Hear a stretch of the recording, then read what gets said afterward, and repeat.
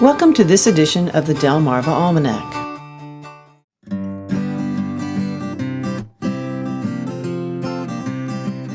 In March, a gardener's thoughts seem to turn effortlessly to the coming planting season, dreaming of rows and rows of beautiful vegetables just about ready for harvest in the weeks ahead.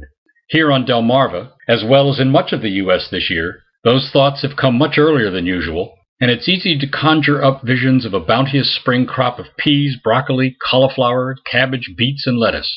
And why not? The temperature has reached 77 degrees, and many trees are starting to bloom. My bees have been bringing in pollen pretty steadily for over a month now, and I can see shoots on my blackberry canes. My seed order arrived, and I've drawn up my planting scheme for much of the plots, being mindful to rotate crops from year to year to moderate insect damage and nutrient depletion.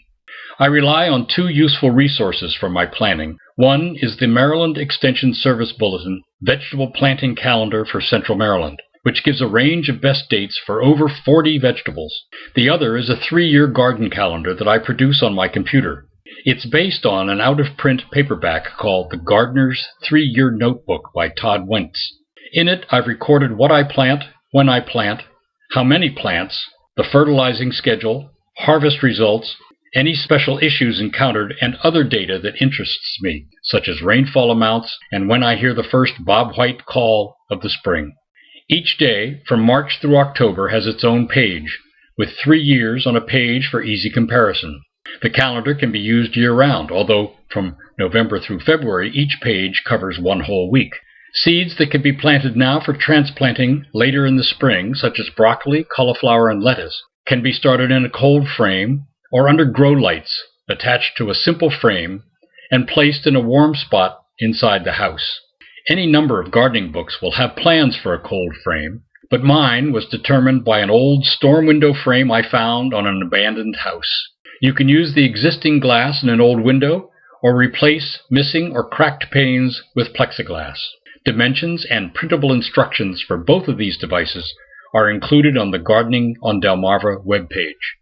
Sets, which can be corms, bulbs like onions, or tubers like potatoes, can be planted directly into the garden now or in early April. Pea seeds can also be planted now or as soon as your soil can be worked. Except for peas, which thrive especially well in cold weather, I am more inclined to germinate seeds of beets, spinach, Chinese cabbage, and other cold-tolerant vegetables indoors and transplant them shortly after the seedlings emerge. March can still be a fickle weather month. My calendar reminds me that we had 2 inches of snow on March 27, 2010, followed by 2 days of evening temperatures in the low 20s. That can be tough on little seedlings. Even without those extremes, our typical frost-free date is April 20, so one needs to be prepared to cover small plants overnight with sheets, baskets, newspapers, or plastic jugs. The USDA has issued newer hardiness zone maps based on extreme low temperature averages. When purchasing seeds or plants from catalogs, be sure to read the recommendations for your hardiness zone. Check the maps on our website to see what zone your neighborhood is in. Another March activity as the weather turns pleasant is to prepare your garden soil, whether you use a shovel and hoe, a rotary tiller, or a tractor. It's always good advice to take it slow and not try to do too much at one time if your back and winter muscles haven't yet had time to adjust. Garden work should be a pleasure, not a chore. Richard Nottingham, a vegetable specialist with University of Maryland Extension, gave some good advice at our meeting recently. He said, "Grow what you like to eat with a garden size that you can handle, and have fun." The bees, as I mentioned earlier, have been active for several weeks now, already foraging for pollen whenever daytime temperatures reach into the mid-50s.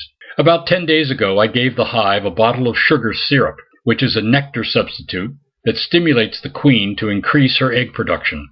Later this week, I'll inspect the hive to assess the health of the colony, clean it up after the winter, and make sure everything is ready for the coming nectar flow. It really is an exciting time to be a gardener, with all the promise of a banner summer of fresh vegetables to look forward to. By this time next month, we should be enjoying our first taste of fresh asparagus. I hope you'll email any comments or questions you have about your gardening efforts, methods, and results. Visit the Gardening on Delmarva webpage for more information and links. Thank you for watching the Delmarva Almanac. Be sure to visit the rest of this site for additional information and links. This has been a Moonshell production.